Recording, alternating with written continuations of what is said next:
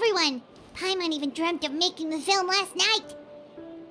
If Paimon remembers right, we're meeting at Hotel de Boer. Let's get going! Ayaka! Yoimiya! You're already here! Good morning. Xavier said yesterday afternoon went well. Yeah, and how about you, Ayaka? What were you up to yesterday? After we split up, Ayato went to see Udex Nervillette at the Palais Mermonia. I was originally thinking of going with him, but he said he could manage it himself. He told me to go see the sights around Fontaine and to enjoy the local culture. So I rode the aquabus with Yoimiya and visited the Opera House on Aranias Island. Yeah, you wouldn't believe what we saw there! 2 mechanical puppets that were dancing together! You've already seen them, right? Yeah, those two! Amazing, aren't they? We sat and watched for quite a while. It was mesmerizing, like we could keep watching them forever. Oh, it was the same for us the first time we saw them, too! Afterwards, we went swimming at the beach! Well, diving, to be exact. It was the first time I ever breathed underwater! I held Ayaka's hand and we counted down together. 3, 2, 1, and then splash! We were beneath the waves.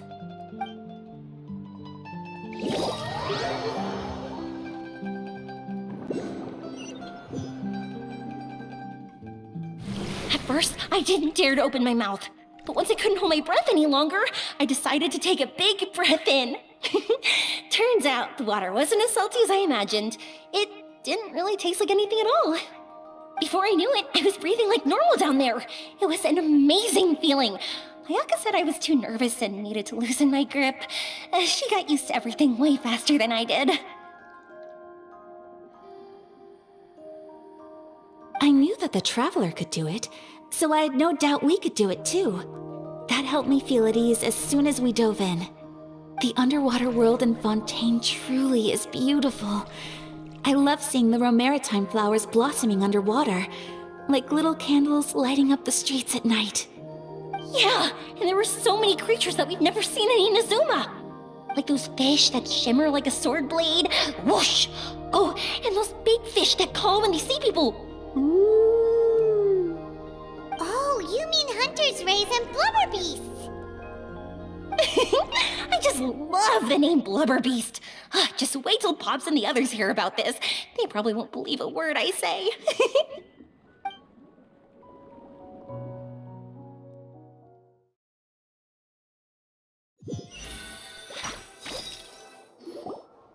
Yoimiya was down there for quite a while.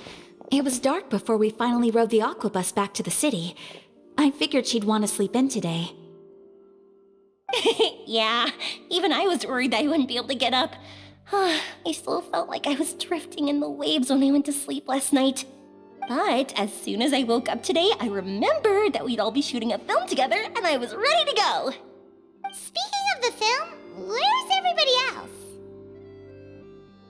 My brother and Xavier were speaking to the restaurant owner about using the place as a filming location. They should be here soon.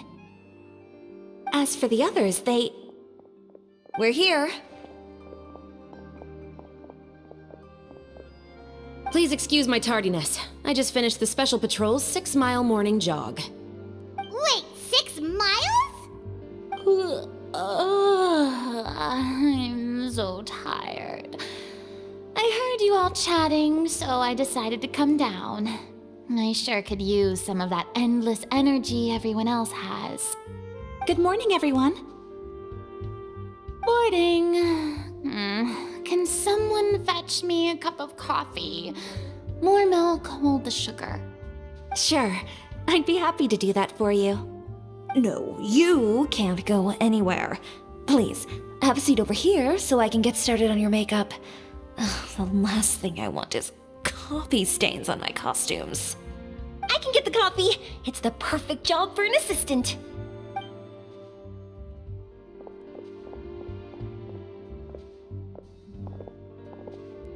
So much energy. Seriously, what's her secret? Oh, It's always like that. But you sure look exhausted, Farina.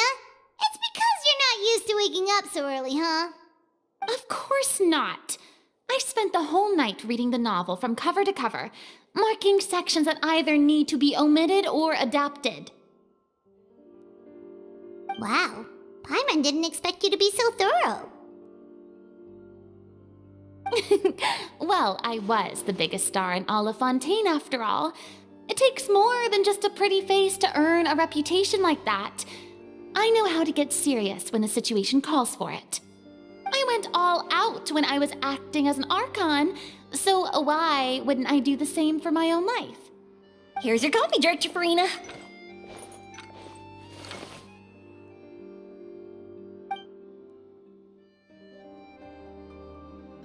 Oh, thank you. The sound of being called director and the aroma of coffee feels almost as refreshing as hearing the birds chirping in the morning. Ah, it seems everyone has managed to arrive on time. We've reached an agreement with the restaurant owner. We are free to use the second floor to shoot our film. Really?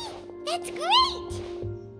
He is really looking forward to our film and hopes that providing his restaurant as a filming location will attract more customers.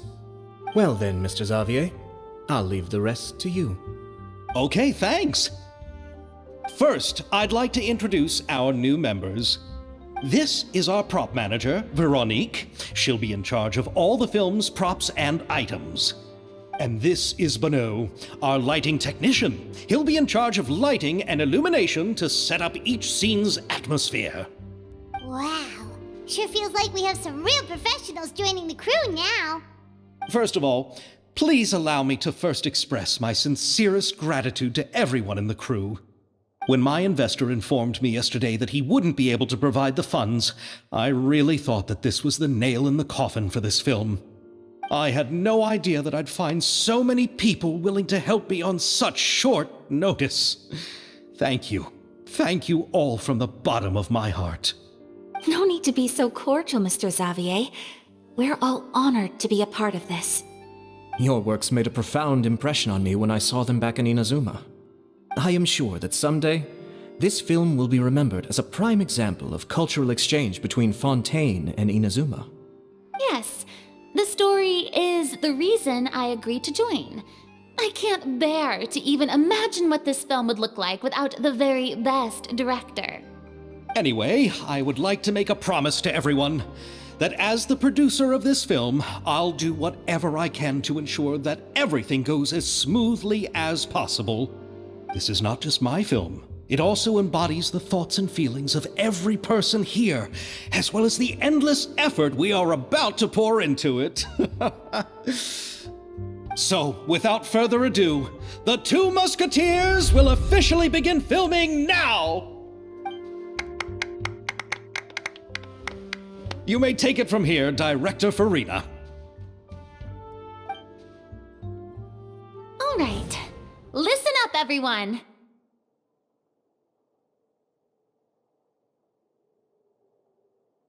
The first scene takes place when the two young musketeers are living at the Baron's home, still unaware of all that is about to happen to them.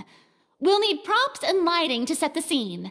Our lead actors can go get their makeup done, and extras, please take this time to go over your positions. Whoa. Seems Farina's really kicking things into gear as the director. Is everyone clear? I don't want anyone traipsing around the set like umbrella finches. All right, cameras will start rolling as soon as the set is ready. Let's make a film that'll make some serious waves in Fontaine. Not the kind of waves that drown people. I mean, the good kind of waves. Seems like she's still a bit traumatized by that. Anyway, let's go see if there's anything we can do to help.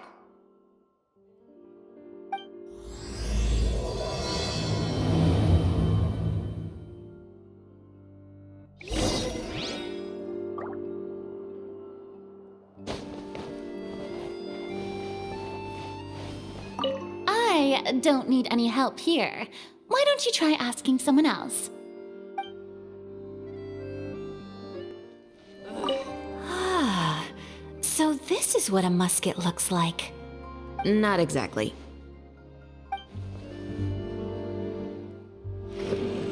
How about here? A little more to the left. You got it. Hey, Yoimiya, do you need a hand? No, I'm fine. You know, doing the lighting is kind of like designing a fireworks show.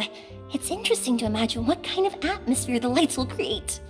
I heard that the Traveler will be operating the camera and Paimon will be the clapper loader, right? Those roles are just perfect for the two of you. Really? Is that because it'll be easy for Paimon to hold the clapperboard while flying? Well, sure, there's that, but that's not exactly what I meant. I just think that after all your journeys together, you two must have developed a super close bond and just naturally know how to work with each other. If I'm not mistaken, the director will want the cameras rolling as soon as the clapperboard goes clack.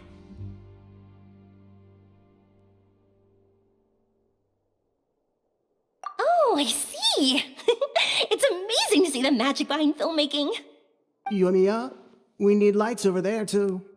Oh, on it! I've got to get back to work. Chat with you later. Oh, it's exciting to see so many people working together to bring the film to life.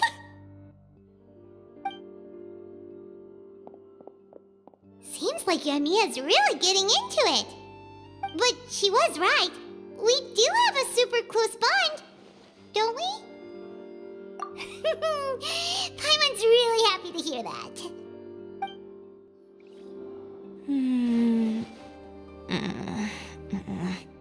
Ayaka has mentioned you to me before. She said that you two were great friends when you were kids. No talking. I'm thinking about how to do your eyeshadow. Ah, yes.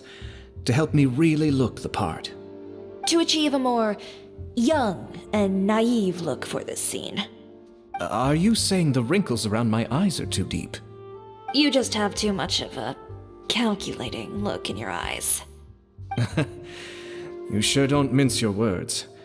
It seems you really haven't changed much. Quiet. So, this is a real musket? No, it's just a prop weapon. Not bad. Have you seen a real musket before? Only in books and newspapers. I made this one based on the relative shape and proportions I saw in reference images. When we're filming, some special gunpowder will be applied around the muzzle, which will help create the flash and smoke effects of a real gun being fired. Which means it'll be up to the actors to portray the recoil. That's right. The sound effects for gunshots will also be added in post-production. Thank you, Veronique. I think I know where to start now. However, the musket's gears and firing pin could still use some work. Adding some wear on the metallic components will make them appear more realistic. Also, be sure to rub the muskets with some oil each time before we start shooting. That'll give the impression that the firearms have been well maintained. Good point. You seem to know a lot, Miss Chevres. I assume you use these types of firearms on a regular basis? Yes, I perform routine maintenance on my weapons every day. Just like we as people need to eat and sleep, muskets need to be cleaned and maintained. I also perform similar care for my sword every day, and familiarize myself with its shape and weight, to the point where it feels like a natural extension of my body. Yes, this way, our weapons will never betray us in the heat of battle. Yes, well said. It seems we have the same philosophy on this topic. Oh, sounds like they found a common interest to talk about. Though these props differ from the muskets I use, I can still give you some pointers. Good. I look forward to your instruction. First and foremost, never point the weapon at anyone, regardless of whether it's a real or prop weapon or whether you're holding it or it's on the table. This holds for any time when you're not actively engaging an enemy. Okay, understood. When aiming the musket, extend your arm so that it's level with your shoulder and use your eye to look down the weapon's sights. Like this? Not bad. Now, try saying your lines. This is the end of the road for you. Good. Now turn your body a little. That way, you'll give your enemy less of a target to work with. And relax your shoulders. Here, allow me to demonstrate. This is the end of the road for you. Huh. Excuse me, Miss Chiori. Director Farina, there's something I wish to discuss with you. Oh? What is it? Like this? Yes, much better. What do you think? I do see your point. But are you sure you wish to do this? I believe it would be most fitting. Well, if you insist. All right, I understand. Miss Ayaka, Miss Chevres, could the two of you please come over here? Huh? What's going on? Are we gonna start filming now? Let's go see. What is it? I have a question for you, Miss Chevres. Would you be willing to play the role of a musketeer? What? To clarify, I would like to turn over my role to Miss Chevres. But brother... Don't worry, Ayaka. I actually view this as a good thing. I was becoming troubled trying to set aside some time to speak to the staff at the Palais Mermonia. I would like to have some conversations about the cultural exchange between our two countries, and I've heard that the bureaucratic process here can get rather complicated. Now, I will be able to focus on my work. Besides, you also know that I'm not really one for public performances. Are you really sure? From a director's point of view, I also felt like the relationship between the two musketeers in the original story could be improved. The older brother in the story plays the lead role with his overbearing character, but this causes his character to overshadow that of his sister, and the theme of the two supporting and relying on each other isn't conveyed very well.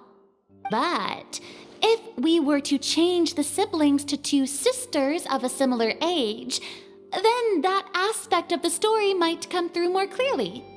Also, I've seen you instructing Ayaka. That cold and dignified personality is exactly what we need for the older musketeer. Of course, even with all these insights, the decision should still be made by Miss Chevres. Chevres mentioned that she really likes the story, right? Paimon bets that she'll take the role. All right, I'll take the role. Good. It's decided then. I'll get started on making edits to the script. We'll also need to make some immediate adjustments to the lighting, props, and costumes. I have a feeling that our adaptation will be even better than the original story. You're doing a great favor for me, Miss Chevres. You have my gratitude. Don't mention it. I like this character, so if anything, I should be the one thanking you. Well, since my brother is the one who brought up the idea, I suppose there's no need to worry. Let's go, Miss Chevres. I look forward to working with you. Please, just call me Chevres.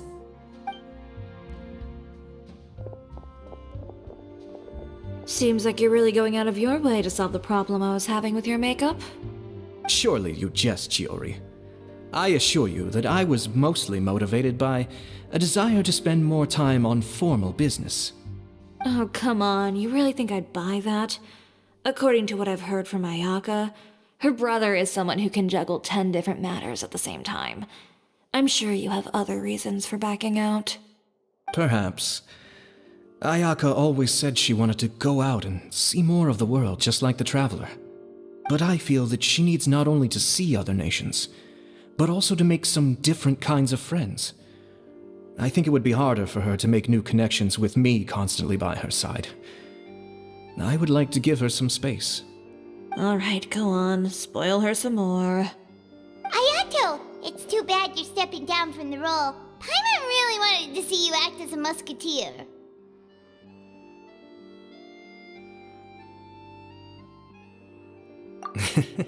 No need to poke fun at me. I'd wager that you also felt that I wasn't the best candidate for the role. Paimon to imagine you saying those lines. Yes, I've made an appointment to meet some people from the Palais Mermonia. Now, I will have some more time to prepare. Traveler, get the camera ready. Paimon, get the clapperboard. Actors, to your positions.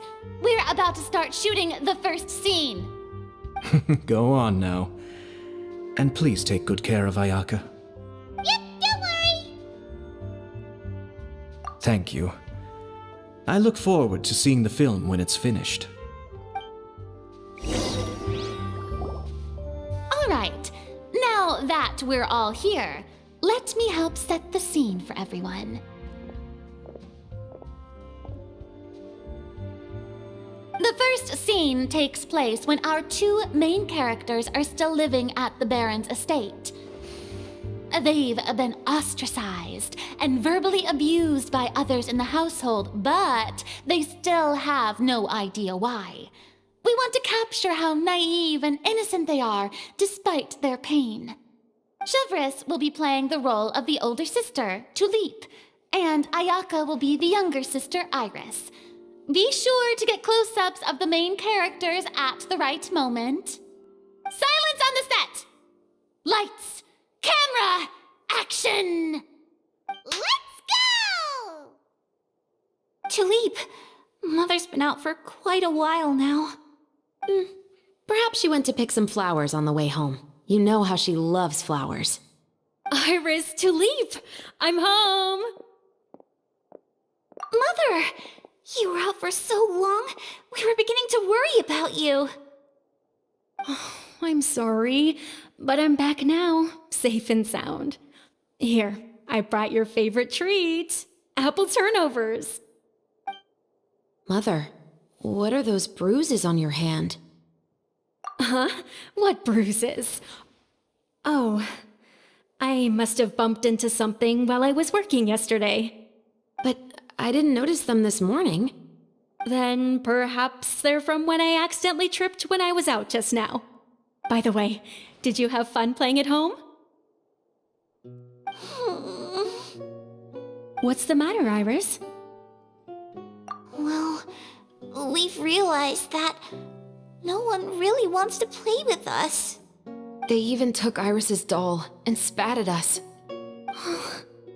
And they even called us names. They said we were... Shh. It's all right. Don't worry. Girls, listen to me. It doesn't matter what anyone says. Don't listen to them. No one can define you with such words. You both have wonderful lives ahead of you. Just like your names. You will both blossom like beautiful flowers. Maybe your time to blossom hasn't quite come yet, but one day, you two will bloom more beautifully than anything else. Don't let the soil you're in now ruin your future beauty. Understand? My dear daughters. And cut! Not bad. The actors' emotions were all on point. Let's keep that take. Also, if our clapper loader could avoid shouting at the start of the scene next time. Oh, got it. Great. I was a little worried that my nerves would get the better of me. What about you, Chevres? I felt fine. The lines weren't too difficult at all. Seems like Farina must have adapted the role nicely. You two were great. I couldn't tell it was your first time acting in a film. You should have more confidence. Thank you for your encouragement. Positions, everyone! We'll move on to the next scene after we try a few more camera angles.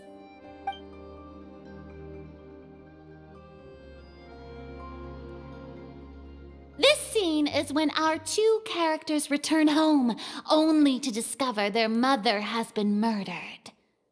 Ready? Lights! Camera! Action! Mother, we're back. Mother?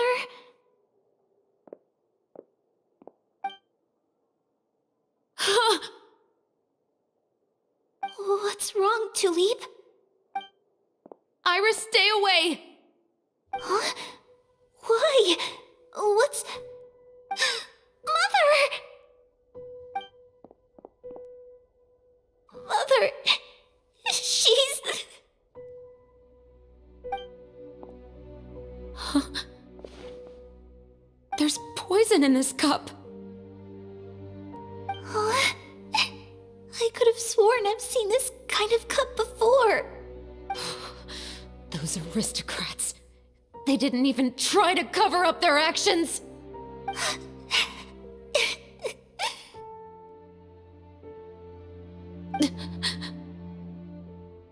Iris, we need to leave this place. Leave? But now that Mother is gone, where can we even go? Anywhere. All I know is that we can't stay in this house. But are we just going to let them get away with this?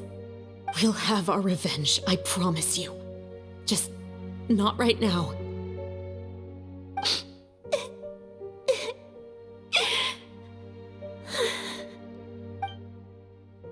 Come on, let's go.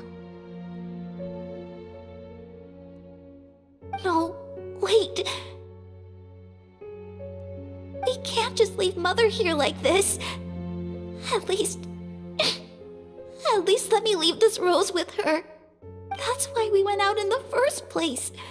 To buy her this flower. All right. Goodbye, Mother. We'll avenge you. Someday. And cut! Beautiful! Great performance! Oh my, you're so amazing, Ayaka! And were those real tears I saw? How did you do it? I was surprised too. Thank you for the kind compliments. Actually, as soon as Director Farina said action, I told myself not to think about anything. I just felt the weight of the moment and became the character. It's quite similar to practicing the art of the sword. You clear your mind and focus only on what's happening in front of you. Ayaka's performance was amazing. Have I discovered an acting prodigy? Pipe down, everyone! We need to move on to the next scene!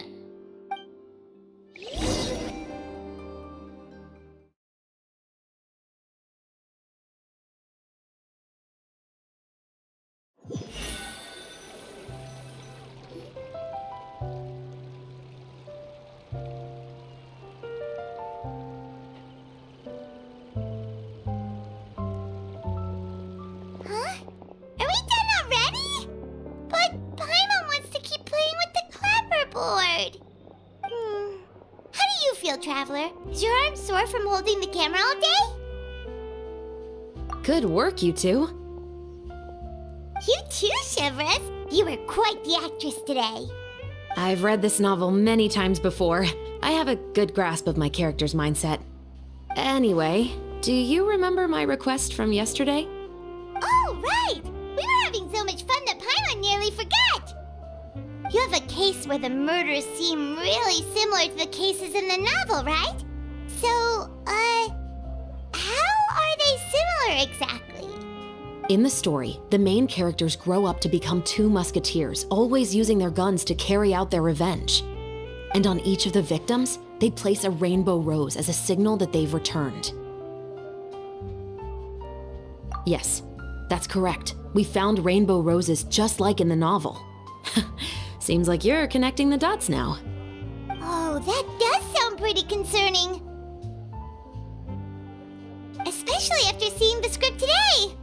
Oh, now Paimon can't stop wondering what kind of ulterior motive the murderer might have. What do you think, Traveler? You're smart. Paimon wants to hear your thoughts.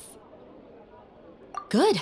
On behalf of Fontaine's Special Security and Surveillance Patrol, thank you for your dedication to justice. There's no time to lose. We should start investigating right away. Follow me. Huh? Right now? But we just got done filming all day. Paimon's so tired. The most valuable intel always comes after nightfall. They are like small, remote islands in the middle of the sea. If you don't stay vigilant, you will pass right by them in the fog. That's how one of my favorite books always puts it, at least. So where are we going right now? Let's start by checking out some workshops that sell mechanical components. If the culprit is making their own weapons, it's very likely that they'll visit those sort of places. Welcome to LeChaux's Clockwork Workshop. How can I help you? Hello.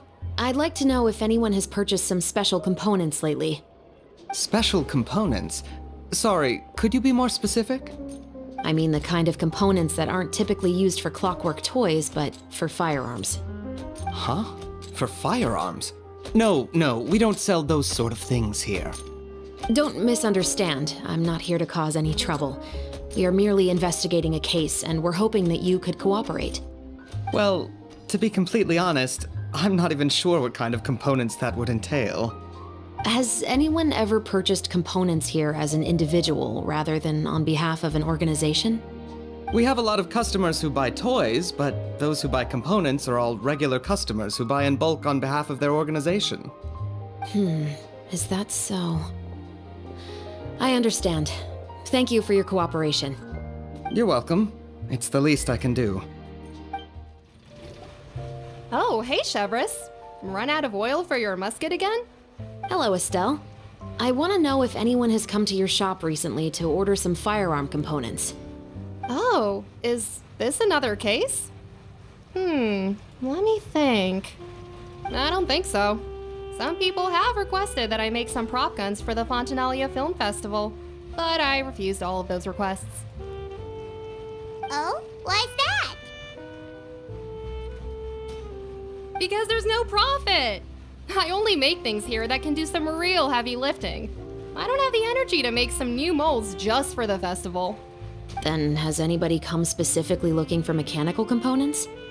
Well, I usually sell off my scrap to the Fleuve Cendre. I don't typically give them to one specific person. I understand. Thanks for your cooperation. Don't mention it. Always happy to have the Musketeers' patronage. Seems like we haven't found any leads to go off yet. Yeah, unfortunately.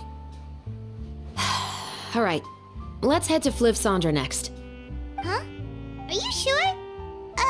People might not be so thrilled to see the captain of the special patrol there. You think so, huh? Then I guess you don't know. Huh? Know what? That I grew up in Fleuve Cendre. Hello, I'd like to ask some questions. I don't know anything. Don't worry, I'm not here to arrest anybody. You say that now. It's the truth. Here, take this as my guarantee. Wait, did Paimon just see what she thinks she saw? Is the captain of the special patrol bribing a citizen? Seems you're different from the other guards. What do you want to know? Have you heard anything related to muskets in Fleuve Cendre lately? Anything at all? Muskets, huh? All I know is that about 2 weeks ago, we started hearing some loud noises at night. So loud that it's been waking me up. Were they gunshots? Possibly. It's hard to tell around here. Someone's house collapsing, a pipe exploding somewhere, it's all the same. But the noises I'm talking about definitely happened after I fell asleep. Do you know where the noises were coming from? I don't remember clearly. Is it that you don't remember, or that you need to think about it some more? You tell me. Then please, think about it some more. She's giving her even more Mora! The noises came from the end of the Southern Waterway. I came out and had a look for myself when I wasn't sleeping well, but I didn't dare get too close. That's all I know. All right, I'll take your word for it. Thanks for the pâte de fruits.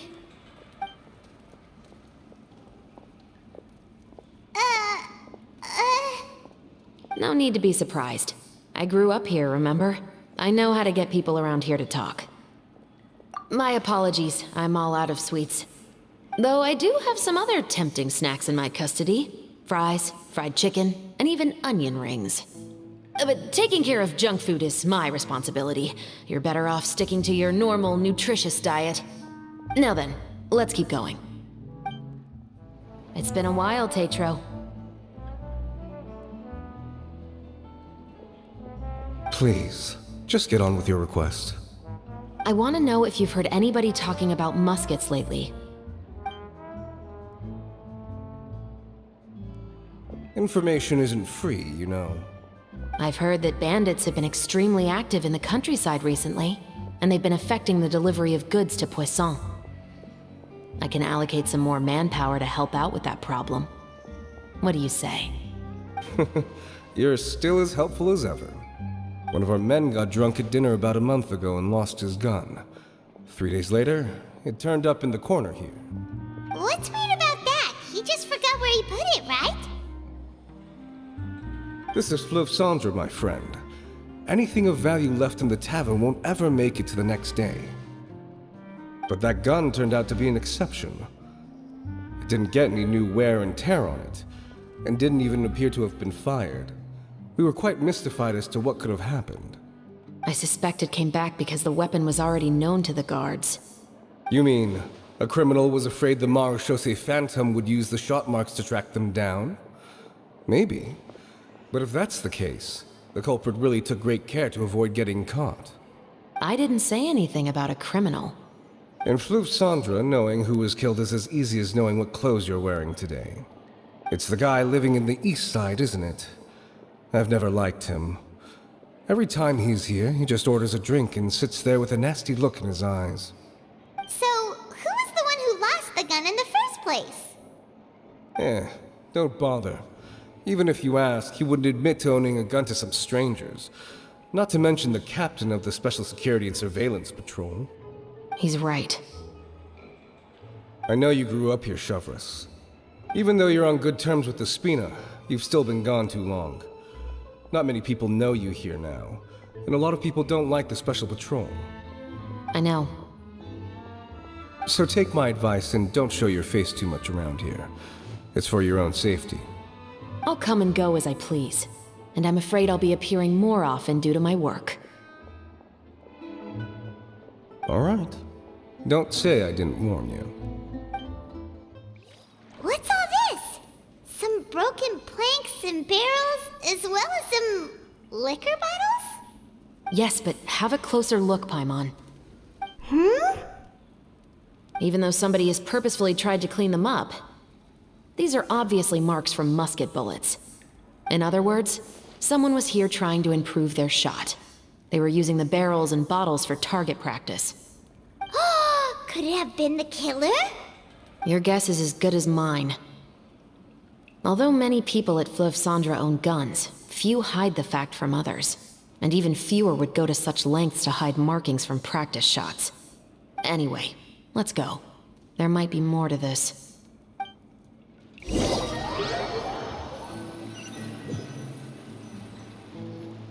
Seems like that's all we'll be able to uncover for today.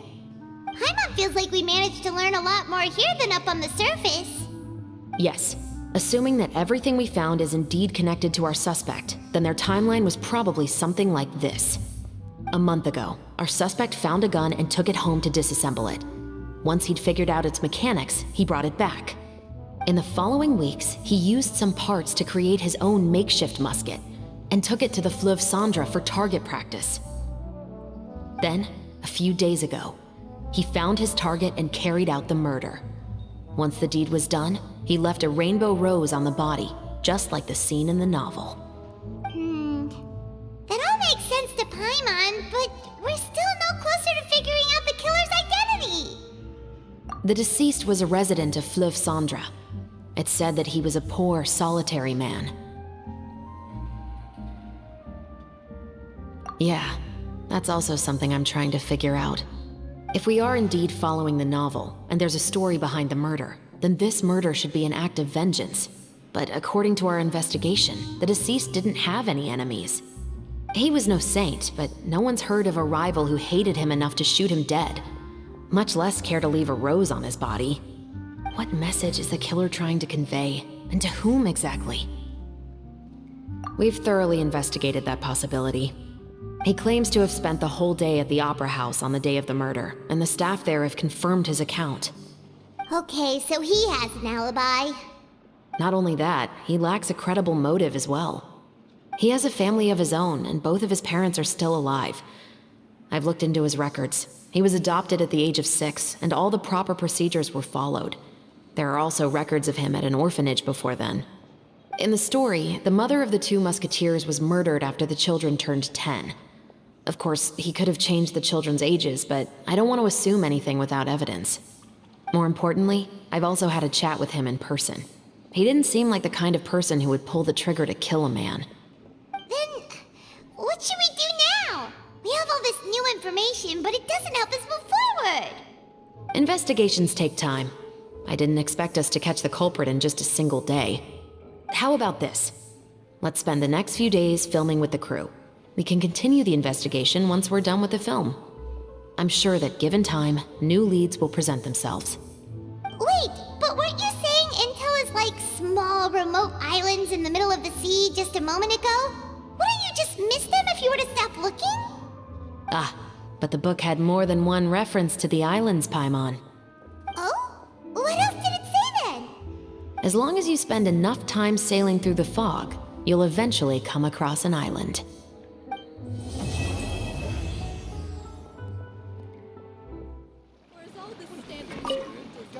What? Never thought that the captain of the security and surveillance patrol could come from the Fleuve Cendre? You mean rising through the ranks? It was a struggle, for sure. But as long as you can distinguish yourself through your accomplishments and skills, you'll eventually be recognized for your worth. If you look at it another way, my life at Fleuve Cendre has actually taught me a lot of valuable skills. Skills like how to barter with criminals or how to think in their shoes. Of course, I'd appreciate it if you could keep this a secret between us.